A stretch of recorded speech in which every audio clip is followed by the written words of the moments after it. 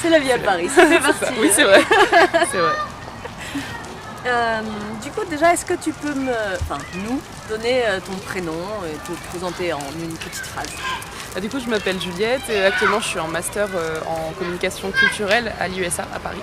Donc je suis arrivée à Paris pour cette occasion, mais j'y étais déjà allée à l'époque où j'ai fait le cours Florent en 2014, mais je suis pas restée longtemps parce que justement j'étais trop jeune et pas prête pour cette grande ville. Et là, je suis en train de m'adapter pour ces 2 ans d'études à Paris. Ok.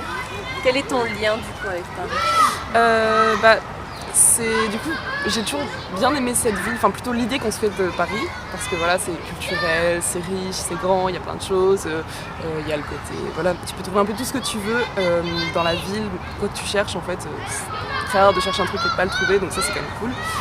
Mais en même temps, j'ai aussi une image un peu, c'est très grand et c'est très dur d'en sortir parce que c'est tellement entouré d'autres villes que c'est un peu étouffant en fait. T'as l'impression que quand tu rentres dans Paris, t'en ressors plus quoi, t'y restes jusqu'à temps que t'ailles très loin. Et du coup voilà, c'est une image qui est un peu duel on va dire. Du coup, à quoi ça ressemble tes journées à Paris? C'est très très varié parce que ça dépend bien sûr si je suis plutôt en mode j'ai cours à plein temps ou si j'ai plutôt stage ou si je suis plutôt en vacances. Là en ce moment c'est un peu particulier parce que j'ai pas encore repris les stages mais j'ai repris les cours et du coup j'ai le rythme un peu alternance sans avoir les stages, donc en gros j'ai cours qu'une journée par semaine, donc c'est des semi-vacances. Donc en ce moment c'est un peu, comme je travaille beaucoup chez moi, alors j'ai un tout petit studio évidemment, ça fait partie des points négatifs de Paris. J'ai un tout petit studio donc c'est compliqué de travailler chez moi, ça c'est un truc qui me frustre un peu, mais j'essaye quand même. Donc j'essaie d'aménager au mieux mon micro chez moi. Du coup je bosse pas mal chez moi aussi bien pour faire du dessin, enfin mes activités artistiques, je suis sur un projet de bouquin et bien sûr j'ai parfois un peu de travail, j'ai ma chaîne YouTube, tout ça. Donc beaucoup de boulot à la maison, donc c'est vrai que des fois je suis un peu frustrée parce que je me dis je passe tout mon temps dans ce micro appartement alors qu'il est déjà trop petit et que ça m'exaspère. Alors que en soi j'ai carrément envie de profiter de Paris parce que je me rends compte que pour aimer Paris il faut vraiment sortir tout le temps, il faut bouger, etc. Donc je dirais qu'il y a un peu le côté positif, c'est que du coup quand je le fais, je me sens bien, j'apprends à apprécier Paris, etc. Mais quand je le fais, quand je le fais pas, du coup je tendance un peu trop me renfermer et à me dire ouais Paris c'est nul, ça me crève, etc. Mais le point négatif c'est que quand je le fais beaucoup, comme c'est très bruyant, très fatigant, très dynamique, je suis hyper fatiguée quand je rentre et j'ai plus le courage de rien faire. Donc du coup j'ai un peu de mal à gérer le ratio intérieur-extérieur. Donc ça voilà. Ok. Tu as commencé déjà un peu à en parler, mais comment tu te sens à Paris? Du coup c'est très très mixte, ça dépend vraiment des situations. Dans les périodes où je suis motivée, où je sors beaucoup, je vais dans les quartiers que j'aime bien, et je suis super contente d'habiter là et je me dis mais en fait c'est génial comme ville. En plus j'ai fait des rencontres super ici, c'est hyper dynamique. Si on se donne la peine de chercher ce qui peut se passer à Paris, on se dit mais on a une chance de dingue. Et en fait le truc c'est que j'ai l'impression souvent d'être un peu aspirée par le temps et de me dire waouh mais c'est fou tout ce que je rate comme expo, comme truc culturel, comme événement, etc. Enfin il y a tellement de choses que j'ai l'impression de rater et les semaines elles s'enchaînent. J'ai l'impression qu'à Paris le temps passe plus vite en fait. Et du coup d'un côté je suis super heureuse d'habiter là parce que je me dis il y a plein de choses à faire et en même temps je suis hyper frustrée parce que j'ai l'impression que j'arrive pas à en profiter. Et parce que aussi quand je passe trop de temps dehors, je culpabilise de ne pas travailler chez moi parce que j'ai aussi trop de projets que je peux pas faire en extérieur. Donc je pense que l'idéal ce serait d'apprendre à travailler dans les cafés ou dans des espèces de coworking, même dans des parcs. Et j'avoue que comme je suis un peu introvertie, j'ai du mal à sortir seule. Donc il faudrait que j'aie une coworkeuse avec qui bosser en ville, mais bon j'ai pas encore trouvé. C'est quoi tu parlais de tes quartiers préférés? Ouais, moi j'habite à Montmartre, donc comme j'y habite, ça commence à être un peu routinier, donc peut-être moins qu'avant, puis surtout c'est très touristique, mais il y a toujours des petits coins dans Montmartre que j'adore. J'aime beaucoup, en fait là je suis en train de me familiariser plus avec le quartier juste en dessous, donc le 9e, ça j'adore, quand on te balade dans les rues, tu vois plein de boutiques, des trucs, t'as envie de rentrer dans tout, mais le problème c'est que t'as envie d'acheter tout aussi, donc du coup je fais quand même attention, surtout il y a plein de trucs à manger, alors ça par contre Paris, il faut vraiment pas essayer d'être diététique, de faire attention à ce qu'on mange parce qu'on est tenté tout le temps partout quand on aime la bouffe à Paris. Il y a plein de trucs un peu alternatifs, un peu tout, donc en fait quel que soit ton régime tu peux être tenté tout le temps. Mais du coup voilà, j'adore ces quartiers là et sinon en ce moment je suis un peu en train de tomber amoureuse de plus côté rive gauche parce que comme j'habite à l'opposé je ne connaissais pas trop. Montsouris j'aime bien y traîner de temps en temps, mais surtout le quartier latin, le côté, tous les côtés un peu bord de Seine. J'ai découvert l'île de la Cité, j'étais encore jamais allée, j'étais là oh mon dieu mais c'est si beau, et c'est tellement le Paris un peu cliché, mais du coup globalement tout ce qui longe un peu la Seine c'est vraiment ce que je trouve le plus joli, même si c'est un peu cliché, je m'en lasse pas trop, quartier hôtel de ville, tout ça, donc voilà, le côté un peu carte postale de Paris un peu Paris romantique, machin, c'est cliché mais c'est vraiment, ils sont pas connus pour rien quoi, et ça fait du bien de s'y promener surtout quand il fait beau et tout, donc voilà. Ok. Comment Paris te rend heureuse? Bah j'adore, enfin les moments que je préfère c'est quand je vais avec mon copain et qu'on va explorer au hasard des endroits que je connais de nom, qu'on a reconnus mais que je suis jamais allée. Et du coup je lui dis bon allez vas-y on va là et puis on marche et puis en fait c'est un peu aléatoire, genre on visite un peu aléatoirement et c'est tellement grand qu'en fait j'ai l'impression qu'on pourrait faire ça toutes les semaines, on n'aurait jamais fait le tour de tous les jolis quartiers de Paris. Donc du coup il y a ça. Et ensuite je dirais c'est quand je vois mes amis que j'ai pu rencontrer grâce à Instagram sur Paris, etc. Souvent quand on se fait des petits trucs ensemble, c'est super sympa. Et puis je dirais avec les cours, souvent nous on est dans le 11e dans notre école et le 11e c'est hyper dynamique, enfin, il y a vraiment une chouette ambiance, c'est très étudiant. Donc je dirais les... Vas-y. Pardon. Oui, t'inquiète. Je dirais du coup quand je fais des soirées un peu étudiantes dans Paris ou quand j'adore les bars et les cafés à Paris, je crois que c'est vraiment ce que je préfère. Donc du coup tout ce qui est un peu aller voir des amis dans des bars et dans des cafés, c'est vraiment le truc où ça fait un break dans mon emploi du temps et ça fait toujours du bien. Et comment Paris te rend triste? Quand il fait gris, j'adore quand il fait gris, par exemple dans la nature et tout. Genre là par exemple il fait gris, mais à Paris comme tout est déjà très gris, donc dans les parcs ça va, mais quand c'est en ville, tout est trop monotone et moi ça me déprime un peu parce que j'adore les couleurs, donc du coup le temps gris je trouve ça assez moody, tu vois, quand t'es dans la nature et tout, ça peut être hyper joli, hyper poétique, même inspirant, mais à Paris c'est trop de ton sur ton, donc du coup ça a tendance à me rendre grisaille dans ma tête. Donc ça je dirais voilà. Et puis quand j'ai trop l'impression d'être dépassée, genre d'avoir trop de choses que je veux faire et de rien réussir à faire, ça a tendance à me déprimer un peu. Et puis ensuite je dirais le métro, je déteste le métro. Et franchement s'il n'y avait pas autant de galères au niveau de la circulation, je prendrais tout le temps de bus, mais je serais toujours encore plus en retard que je ne le suis déjà. Donc c'est pas possible, donc voilà, c'est surtout le métro aussi parce que j'aime pas être sous terre, voilà. Ok. Comment Paris t'a changé? Je pense qu'il m'a rendue encore plus ouverte par rapport à avant. Genre, je suis vraiment ouverte à plein d'opportunités parce que je me rends compte qu'à Paris c'est vraiment la ville où tu fais tout le temps des rencontres et ça me change un peu là-dessus parce que j'ai l'impression de plus être ouverte à... Genre je vais croiser une personne et puis je vais me dire oh vas-y je vais lui proposer qu'on se revoie et puis généralement c'est toujours génial, enfin je fais des super rencontres à Paris donc je dirais ça m'a plus ouvert sur l'autre et globalement en fait ça m'a rendu carrément sociable alors que je suis hyper introvertie, hyper solitaire et du coup ça me choque un peu moi-même parce que genre ma vie sociale m'a carrément dépassée moi-même, c'est-à-dire qu'aujourd'hui je connais énormément de monde et j'ai même du mal à voir tous les gens alors qu'avant c'était genre je galérais pour avoir juste un petit groupe d'amis à Rouen, c'était beaucoup plus difficile ou quand j'étais en Erasmus c'était encore pire, j'étais hyper isolée donc je suis vraiment passée d'une vie sociale très instable, même si j'avais des amis de longue date mais ils étaient plutôt loin ou je les voyais pas souvent etc.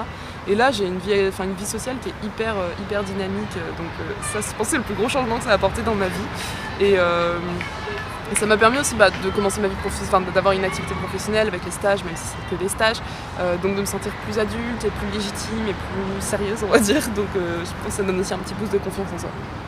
Ok. Voilà. Comment, tu viens de me répondre un peu, comment est-ce que tu te fais des amis ici? Oui, du coup, alors bon, j'avoue que le fait d'avoir Instagram c'est hyper pratique parce qu'il y a quand même beaucoup de monde à Paris, donc du coup, parfois tu suis des blogueuses, etc. Et comme moi-même je suis youtubeuse, un peu blogueuse, etc. Du coup, souvent on se connaît un peu et puis on se dit ah mais t'es sur Paris, ça dit qu'on se rencontre. Donc c'est vrai que j'ai rencontré beaucoup de monde grâce à Instagram, pas que à Paris d'ailleurs, mais surtout, à Paris il y a beaucoup de blogueurs, etc. Mais sinon, à travers mon école, ça m'a permis de faire pas mal de rencontres, les stages aussi,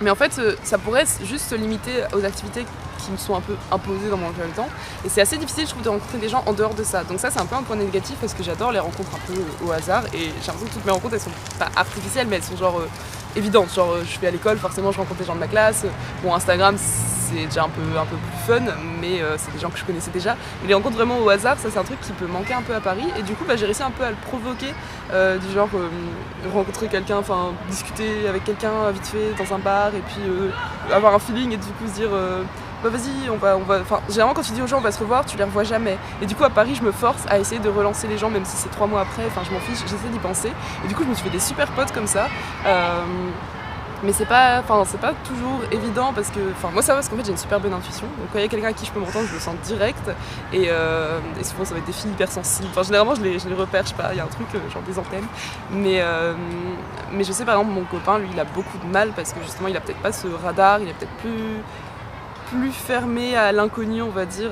donc du coup c'est vrai que ça c'est, je sens vraiment un décalage, lui il sait pas trop comment faire pour faire des rencontres en dehors de ce cercle de base, mais c'est vrai que c'est vraiment pas évident, quoi. C'est plus un coup de bol à chaque fois et ça arrive quand même rarement. Ok. Donc, voilà. Tu as commencé à parler de ton copain. Et Ouais. ma prochaine question, c'est comment aimes-tu à Paris? Ah, bah justement, oui, c'est vrai que je l'ai un peu évoqué parce que du coup, il est très présent dans ma vie parce qu'on vit ensemble dans 14 mètres carrés. Donc, disons que Paris, on dit que c'est la ville de l'amour, mais pour nous, ça a été un challenge amoureux parce que franchement, vivre dans un tout petit studio à deux, c'est pas évident. Donc, du coup, en fait, ce qui nous a permis vraiment de nous retrouver, c'est déjà de créer nos cercles un peu. Avoir nos activités chacun de notre côté, nos activités pro aussi assez différentes, et puis de se créer nos amis. Mais du coup, moi, niveau vie sociale, ça a carrément explosé, donc au final, c'est moi qui suis toujours sortie, alors qu'avant, c'était carrément l'inverse.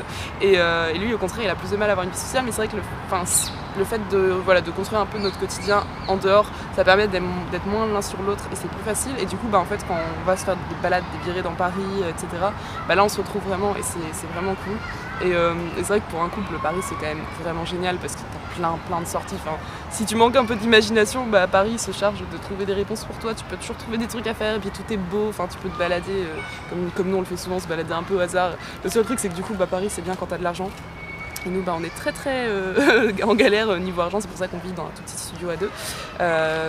Mais bon, on essaie de profiter comme on peut. Niveau couple ça se passe comme ça, mais après comment j'aime, je pense que naturellement je suis une personne qui est pleine d'amour. Et ça c'est un peu bizarre parce que du coup de base j'ai tendance à beaucoup aimer naturellement les gens, mais Paris c'est quand même une ville qui des fois qui te pousse à détester le monde entier.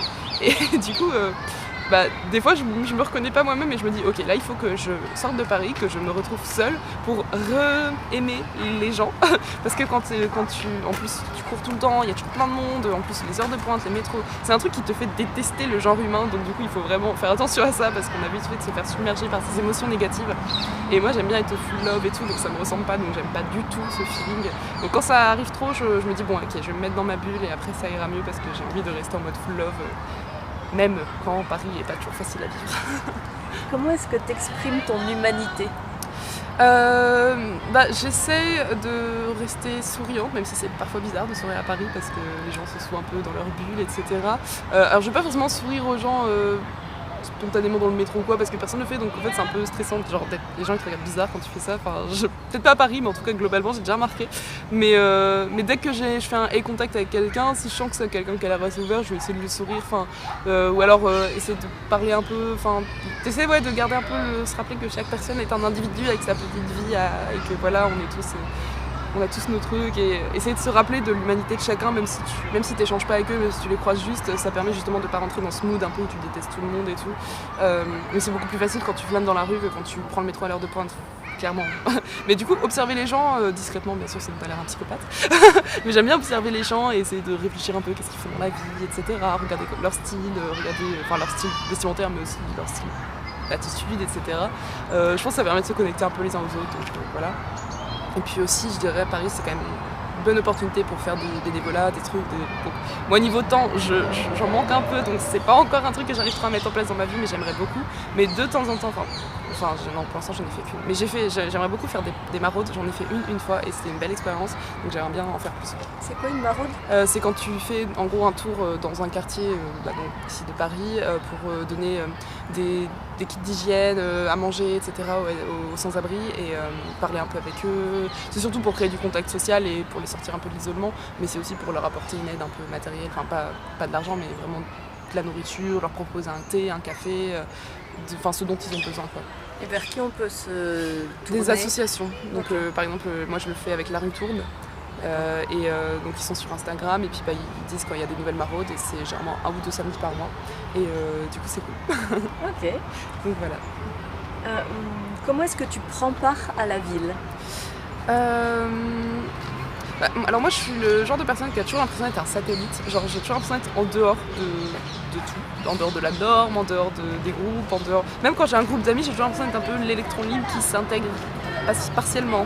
Et du coup je dirais que Paris c'est un peu pareil, genre là ça je me sens un peu plus parisienne, mais avant je faisais des allers-retours, je rentrais à Rouen tous les week-ends, donc je me sentais vraiment comme une fausse parisienne, genre j'étais là mais j'étais pas là, et du coup j'avais encore plus là, ce sentiment d'être cette espèce de petit satellite qui n'est pas vraiment dedans, qui est plus autour, mais là voilà, comme je passe plus mon plein temps à Paris, je dirais que je me sens Attends, tu peux me rappeler juste la formulation de la question parce que j'ai peur de trop me perdre sinon.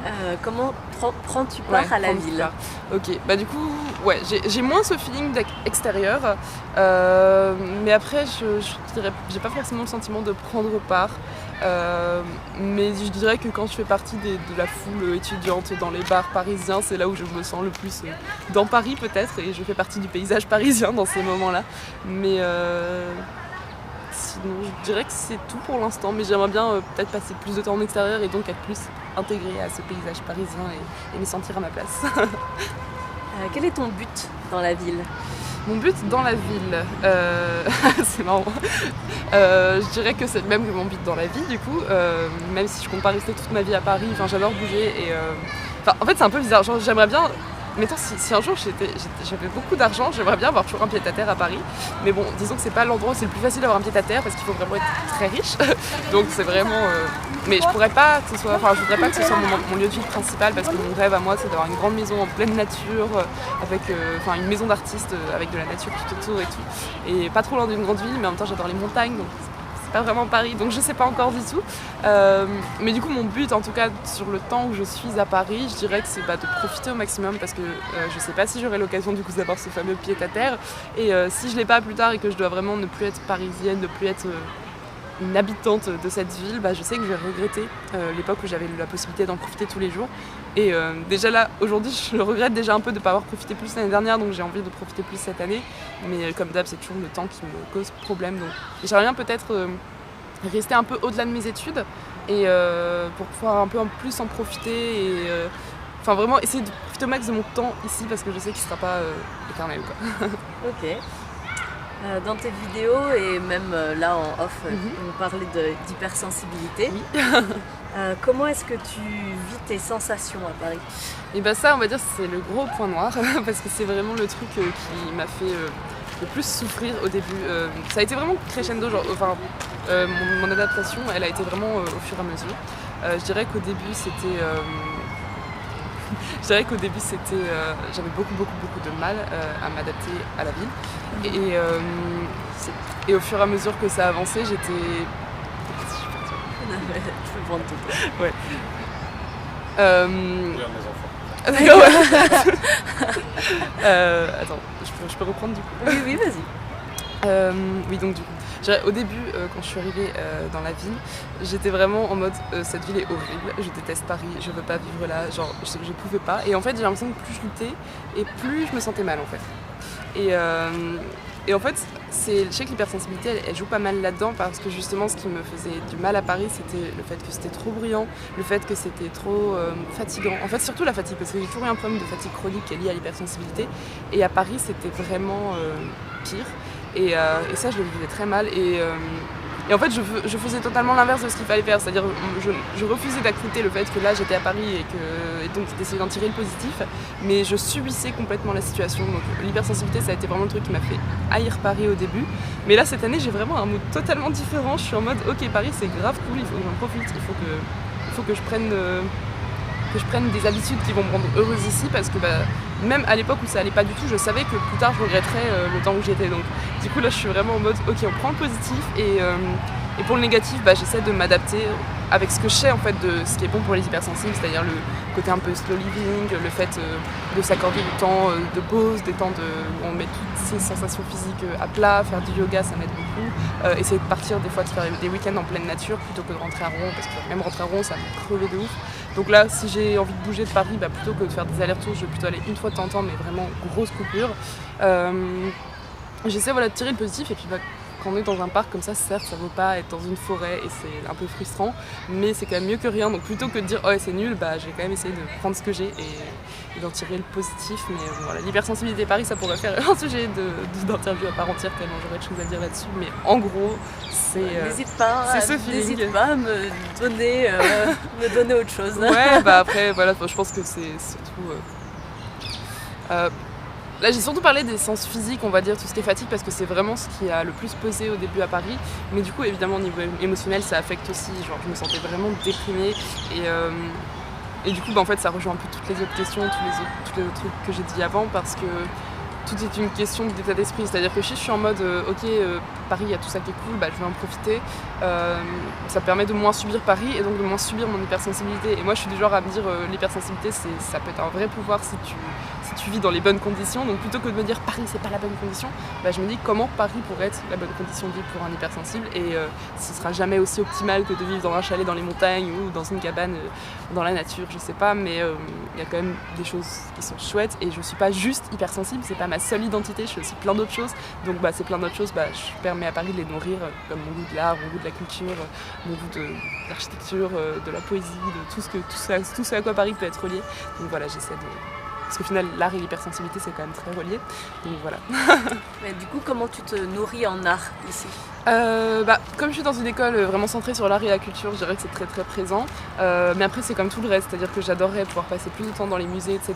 Mais c'est le temps, j'ai toujours du mal à trouver le temps de le faire.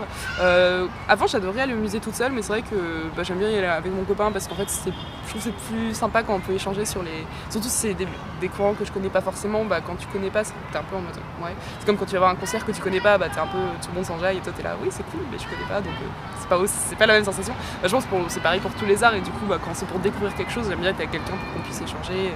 Donc du coup, j'aime bien y aller avec mon copain, mais du coup, comme nos emplois de temps sont... Enfin, le sien est encore plus chargé, donc c'est encore plus difficile de se concilier. Mais du coup je pense que je vais être obligée d'y aller un peu sans lui. Mais en fait je crois que je m'en veux en fait quand je fais une super expo sans lui parce que je sais que lui il irait pas forcément tout seul. Donc c'est aussi ça. Mais après je parle des musées parce que c'est le premier truc qui nous vient à l'esprit. Mais en soi moi je m'intéresse vraiment à tous les arts, donc c'est aussi ça qui est frustrant, c'est que du coup en fait je voudrais profiter absolument de toute la vie culturelle et j'ai l'impression de ne rien faire jamais. Parce que quand je sors, je vais plus aller me balader dans les rues de Paris. Parce que au moins ça t'es pas engagé dans quelque chose, tu peux rentrer quand tu veux, t'as les transports à proximité et du coup c'est plus facile à adapter dans un emploi du temps serré. Mais cette année j'ai vraiment envie de... Je suis abonnée à Beaux-Arts Magazine, donc j'ai quand même un peu un panorama de ce qui se passe, etc. Il y a des catalogues d'expos et tout. Mais j'aimerais vraiment en profiter plus, mais pour ça il faut... En fait tout commence par mon organisation de vie, on va dire, au quotidien. Si j'arrive à être mieux organisée et à mieux faire tout ce que je veux faire, comme niveau projet, mettons dans la semaine, je pourrais plus accorder mes week-ends à ça. Et je parle des week-ends et justement c'est aussi ça qui faisait vraiment problème, c'est que l'année dernière, en fait, comme je rentrais à Rouen tous les week-ends, justement parce que c'était ce rejet de Paris, je voulais pas... Rouen, c'est pas une ville... c'est sympa, mais c'est un peu genre une mini Paris, mais comme c'était plus petit, c'était plus vivable, et surtout j'avais un grand appartement là-bas. Donc j'y rentrais tout le temps, et du coup, comme la semaine, je travaillais à Paris, ou alors j'étais en cours, etc., le week-end, j'étais pas à Paris, donc en fait, il n'y avait aucun moment pour faire des sorties culturelles. Donc je me dis, mais c'était le pire moyen de vivre Paris, juste le métro boulot dodo, la routine, et le temps où tu pourrais avoir du bon temps à Paris, je l'avais pas. Donc en fait, j'ai fait vraiment tout à l'envers, et c'était le meilleur moyen de détester Paris finalement. Donc là, comme maintenant je prévois de rester le week-end, entre guillemets, parce que là tous mes week-ends sont bookés, même si c'est dans Paris ou à côté, même si je rentre plus à Rouen, tous mes week-ends sont quand même bookés.